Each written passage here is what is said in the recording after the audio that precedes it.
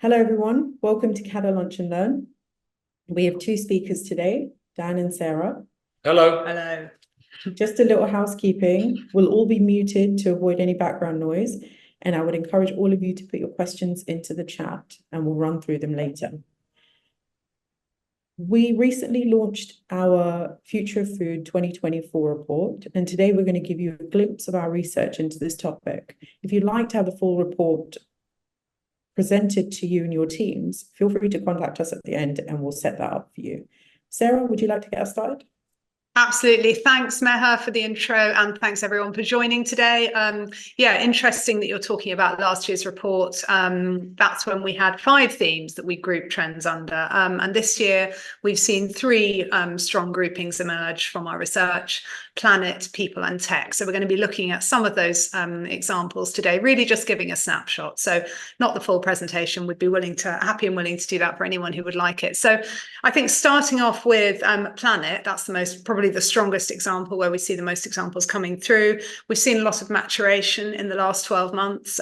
We've seen niche trends becoming mainstream, lots of investment, and some examples. Let's kick off with waste reduction, shall we, Dan, if you'd like to? Yeah, absolutely. Thanks, Sarah. And one of the things that we've done this year is we've tried to look at, as Sarah said, things that are a bit more mature. So not as well as some cutting edge stuff, which we'll come on to later on. We also wanted to look at some businesses or some examples of behaviours that are becoming more solid and which we can see are pointing at trends or pointing at changes in behaviour. And to start off with, the first 2 businesses that we wanted to touch on quickly are Oddbox and Too Good To Go. Now, both of those are businesses which are looking at food waste and how to reuse that food waste or stop it becoming waste in the first place. Oddbox, as you may know, is a UK brand. It has something like 6 million boxes distributed and a value of around £100 million now. And what it does is it takes fruit and vegetables that would otherwise be waste food or animal food because they're not either not the highest standard to go into a supermarket, or which are when there's a huge glut of something, when there's too much, and therefore they can't sell it all through quickly enough. That's then shipped out weekly to their subscribers, and their subscribers get to use that fruit and vegetable. They get it at a good market price, and it's grown over the last 5 years, as I said, to be now a business worth over £100 million. The other one is Too Good To Go. Now it's at the other end of the supply chain. So this is about product and produce that has gone into stores and gone into brands, and that is reaching the end of its shelf life in store, whether that is a supermarket, whether it is Pret a Manger, whether it is Greggs, whether it is even Harrods, as we found out when we were talking to Harrods a couple of weeks ago, that they also have a Too Good To Go access. Now, quite how often anything from Harrods appears there or how you get hold of it, I don't know. But it's interesting to see that it works at all levels of the market. They've now got over 2 million users. They're very strong with social media presence and very good at marketing their offer. I recently saw an unbagging video of a mother and teenage daughter who were sitting in their car having got a Too Good To Go bag from Pret a Manger. They were unbagging basically what was about £20 worth of food, which they'd got for 4, and were very excited and very pleased with it. And that was on Mail Online. So this is an important sign of how mainstream the idea of waste reduction and, of course, value and getting a bargain is really getting traction in this area. Yeah, and interestingly, we were talking to a client about this last week, and we all agreed that it was likely that once you've got your bag of Too Good To Go items, even though you've paid much less than the ordinary RRP for them, you were less likely to waste that because you're already conscious that you're part of the waste solution there. Yeah. In terms of other waste solutions, another example we really like is Scratch by Spring. Mm-hmm. Spring is, some of you may know it, it's Sky Gingle's fine dining, very high-end restaurant on the Strand, in a beautiful 19th century dining room, quite a rarefied atmosphere. Dinner would normally cost in the region of about £100 a head before drinks. So quite not necessarily the most accessible experience, albeit a very special one, and a great treat, and one of London's most exciting probably culinary destinations. But the Scratch menu is on offer every day, Monday to Saturday, between 5:30 and 6:30. So filling that pre-theatre slot. And what they do is they take inexpensive ingredients that would ordinarily be waste or would just be overlooked because they're not quite right for the main menu given the level that the restaurant's operating at. And they create this scratch menu. It's different every day. It's one option at each course, so there's no choice. It's £20 before any drinks, and it opens up the restaurant to diners on more modest budgets. It gives the chefs a lovely culinary outlet to do something that they wouldn't ordinarily do. They wouldn't ordinarily be producing. It's really creative and innovative. And of course, the most interesting part is that this is a permanent part of the operation. So this isn't something that's a pop-up. This isn't something that they're doing to highlight the problem of food waste. This is something that's financially viable, that can be managed within the normal run of a very high-end fine dining restaurant. It's been going since 2018. That's a lovely example of something that's, sort of high end, but also in an accessible location, which we thought was worth highlighting here. Yeah, and from a business point of view, the thing that I really like about it is activating an otherwise dead time of day. A very difficult time of day to fill. Exactly. They're in Somerset House, but if you go there specifically for this menu, which is only available for an hour between 5:30 and 6:30, they're getting an extra cover turn out of it. They're using some of their waste product, and they're introducing their brand, they're introducing that experience to another group of diners. Exactly.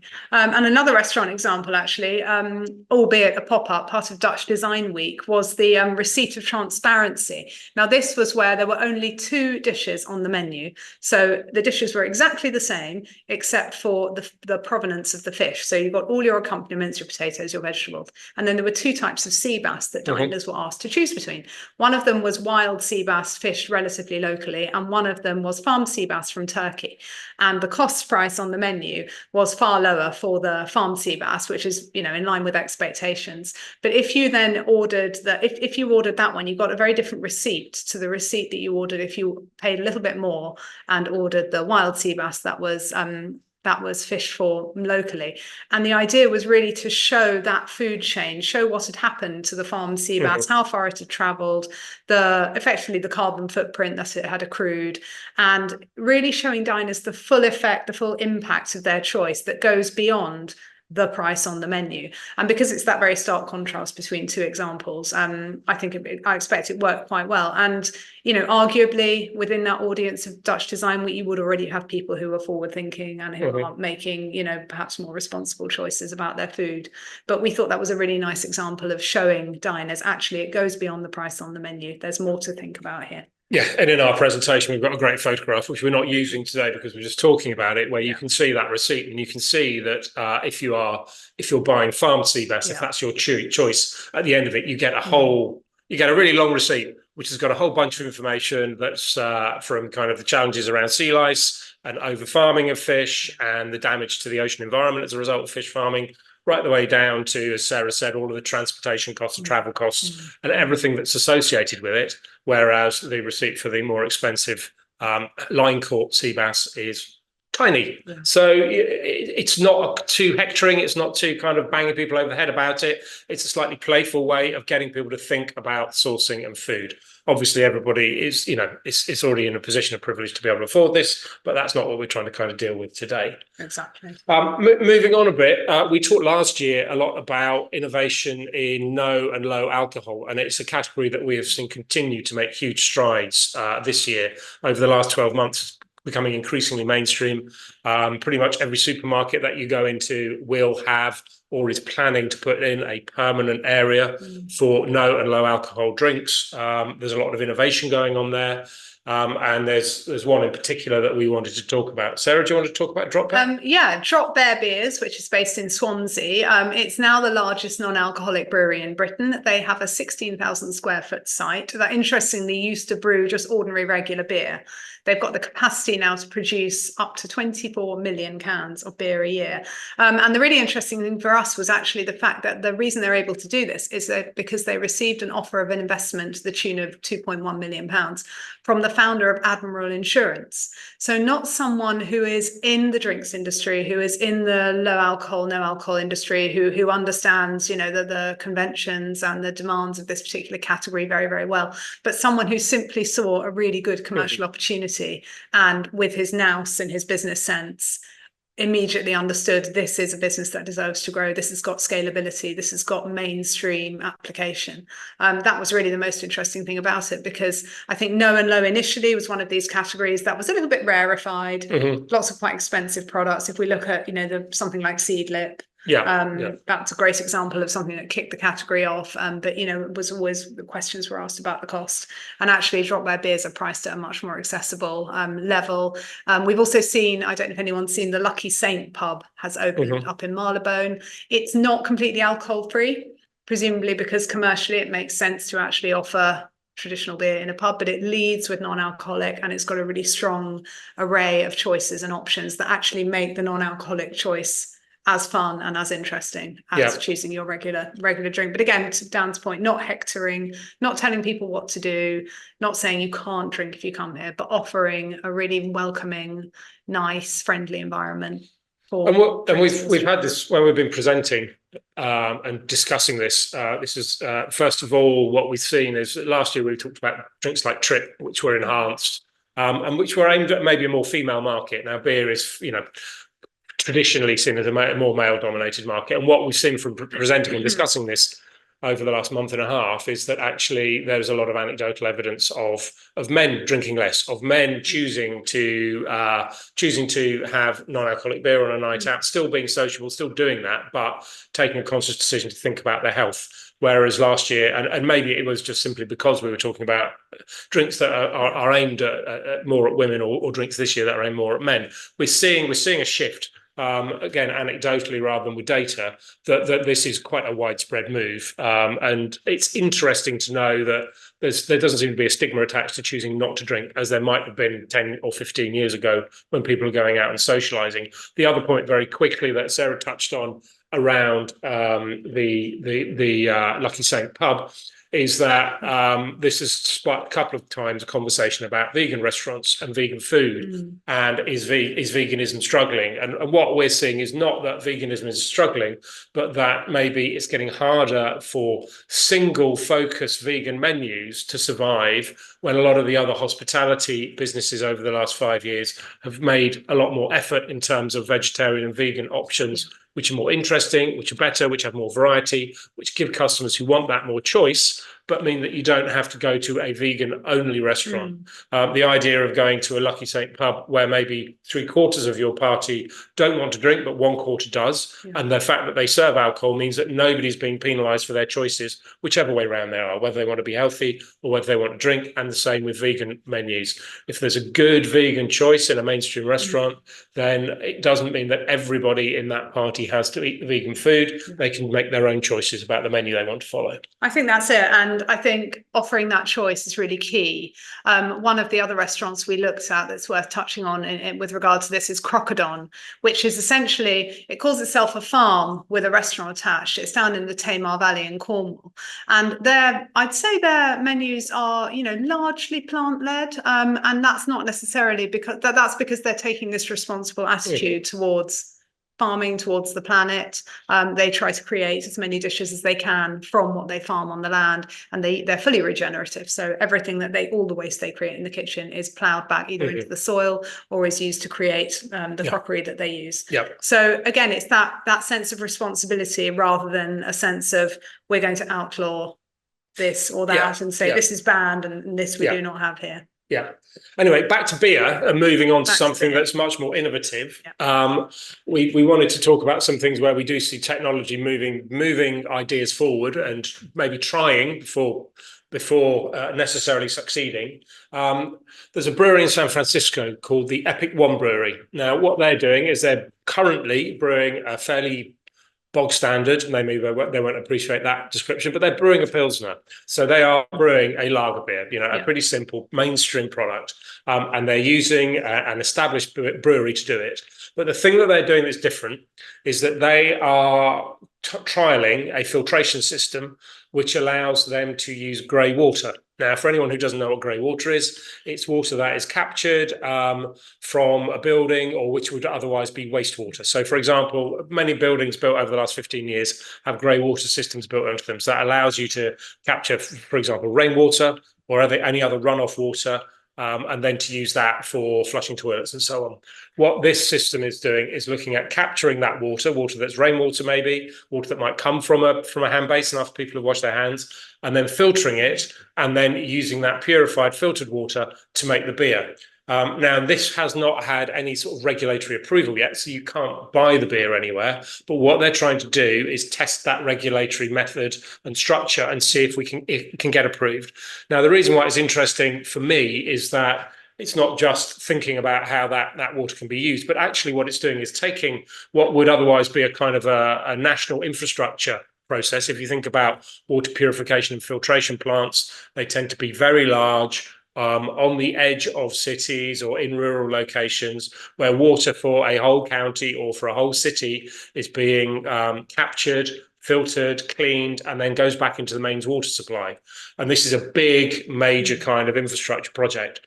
What's happening with Epic One is that they are taking those principles and doing it at a very small micro level. And this would, if it gets approval, would allow, for example, a brewery to be in a basement alongside the water filtration system, and that then that brewery in that basement could sell the beer from the water that had been saved in that building to the occupants of that building. So making the system much simpler, making it closed capture, making it a singular system in one building, and also being hyper local. So it's like I say, you can't do it, it can't be bought yet, but it's a really interesting development from a technology point of view. And I think it also touches on that respect for a scarce resource. We all know that water is scarce, and despite the amount of rain we've been having in the UK recently, the world is running out. So it's showing that awareness, which I think is really interesting. And again, showing awareness of wanting to avoid waste, but perhaps with a more commercial intent is Winnow. Yeah. Winnow is an absolutely brilliant, dare I say it, commercial food waste solution that has been adopted by IKEA in its food markets and bistros around the world, and by Emaar Hospitality Group.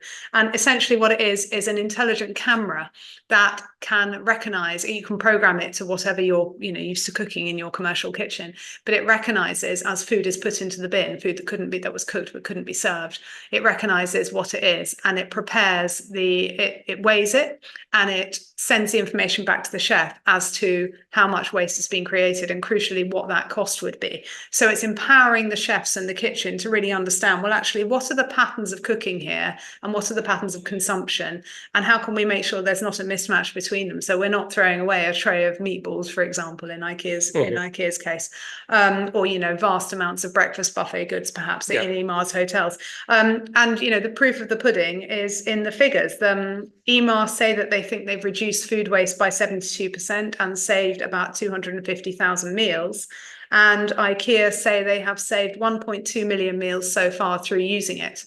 It's a really excellent example of tech for good, because it really does empower the kitchen to take the decisions that mean that they can save the business money and also feel better about the fact that they're not wasting food, they're not throwing things away. And what's interesting is it also uses AI to make those recommendations. So it is learning as it's, now I don't know the details of it, whether it learns from every client that Winnow has, and there are a lot of corporate clients. So this is a really proven piece of technology, or whether it just learns, if you're IKEA, just within your data, it learns about where the waste is, what the waste types are, and it makes recommendations for how that prep process could be made more efficient to reduce waste at each stage that food is going through. So it's a really, really powerful example. Another example from a tech point of view that we just wanted to touch on is Sweetgreen. Now, Sweetgreen, if you know it as a brand, was a great innovator 15 years ago when it started in the US. They're a fast casual salad, healthy eating brand.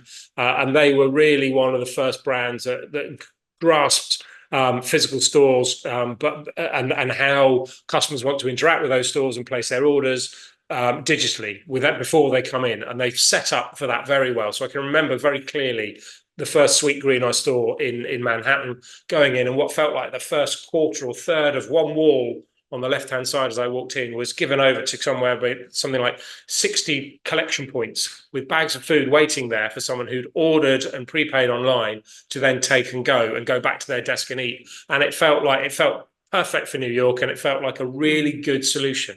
But the brand now has got over 1,000 sites in 20 states, so it's a big brand. But what they've been doing in the last year that's very interesting is using robotics to improve the efficiency of kitchen prep for these salads. Now, what's interesting to me is that they say that their robots, which is they're calling the Infinite Kitchen, and they've only done this in one site so far, but are looking for up to another 10 to trial it in this year. The robot system, the Infinite Kitchen system, is able to prepare 500 salads an hour. Now, the important thing to remember there is that this isn't a kind of mass production operation of a line doing 500 of the same salads in an hour that you would expect, in a food production unit. This is 500 tailored, personalized salads. There's a huge amount of specific changes and ways when you're preparing the order that you can get the salad that you as a customer absolutely specifically want. And it's doing that. It's doing 500 salads an hour, which Sweetgreen say is more efficient and improves their margin than using a kitchen team of chefs or of humans. Now, apparently, there's a little bit of kind of final prep that still needs to be done by hand.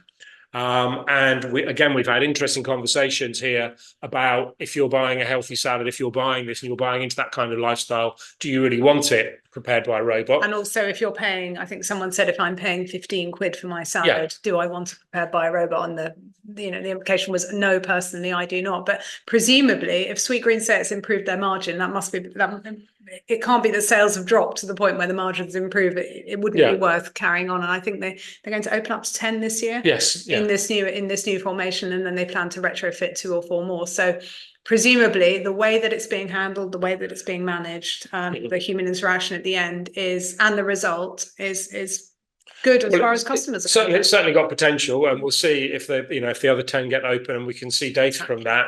We'll know a lot more in a year's time.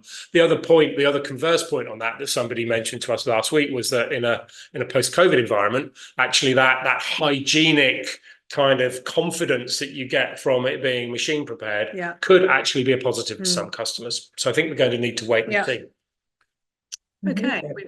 We've gone on a bit further than you wanted us to, I think, Meher, but that's fine. Ready for questions. Thank you so much, both. So I will just give everyone a minute to get their questions in, if any. I do have a question here. Last year, you spoke about flexible spaces. Yeah, and we've seen that develop again. So that's a good point. Design trends in food since then? Yeah, well, flexibility was a really important thing that we saw last year. Again, this kind of is tied to waste and is tied to construction, life cycle, and all of those things. And one of the sections that we have in this year's report is actually about low touch design. And we've picked up on in the report we have 3 examples. One's in Poland, one's in Mexico, and the other one's in China. So fairly broad geographical spread.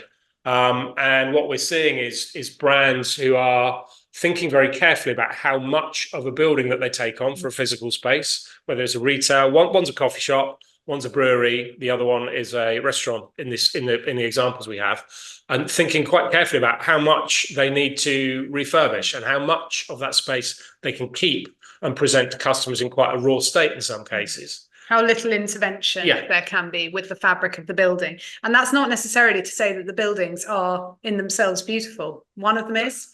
2 of them are very ordinary spaces. They really have been approached in a very creative way. And what we see is a kind of a functional honesty there. And certainly for the coffee brand in China, it's a really very basic space, but the coffee that they serve and the experience that they give is actually very high end. So there's a clear kind of juxtaposition between those 2 elements, which we think is quite striking. Now, it's going to be harder for large brands or for someone who wants to roll out 50 sites to take that kind of approach. But what we are seeing is we're seeing it as a signal of a direction. One of our other examples that isn't specifically in this presentation, but we've been talking about, is Gentle Monster, the eyewear brand, who were in last year for Nudake, which is their patisserie brand that they launched in Korea. They are now also launching a beauty and wellness brand, again in Korea, and their flagship building takes this approach. It feels like an installation rather than a permanent space. And actually, I mean, this is very hard to do without photographs, but you just have to trust me that, that they've left a very raw building at ground level and above and have created an installation down in the basement that is very striking. So we can see this the start of a trend from an interior point of view or a customer experience point of view. If I'm not wrong, that the Nudake beauty brand was in an abandoned car park. No, I think it looks like one. I think looks I like think a three-story. Yeah, it looks like a bit like an abandoned three-story car park. Yeah. That's the impression. It might be, but effectively above ground level, what they've left is just Yeah. the concrete superstructure of the building. So you've got pillars and you've got concrete slab floor and nothing else, and then there's a glass box below that that leads you down into the basement, which is where the experience is. And it's a really striking piece of architecture, but again, how replicable that is if you wanted to create 100 of them, I don't know. But it's the principle of the thing, isn't it? Remember the Devil Wears Prada, where she says the blue jumper you're wearing has everything to do with this catwalk story, and she traces it back. Everyday brands take their cues from what's happening at the more experimental end. Absolutely right. And I suppose this is a good point, is that the report and the presentation that we're giving at the moment is not trying to tell brands what to do in 6 months or immediately tested consumer needs that need to be solved or met. It's much more about looking 5 to 10 years out at the broad trends that we see happening around food that can make us all think and hopefully kind of make us start to explore what more we can be doing as professionals. We have one more question. I think we have time to answer it. How has service changed in the last year? That is a really interesting one.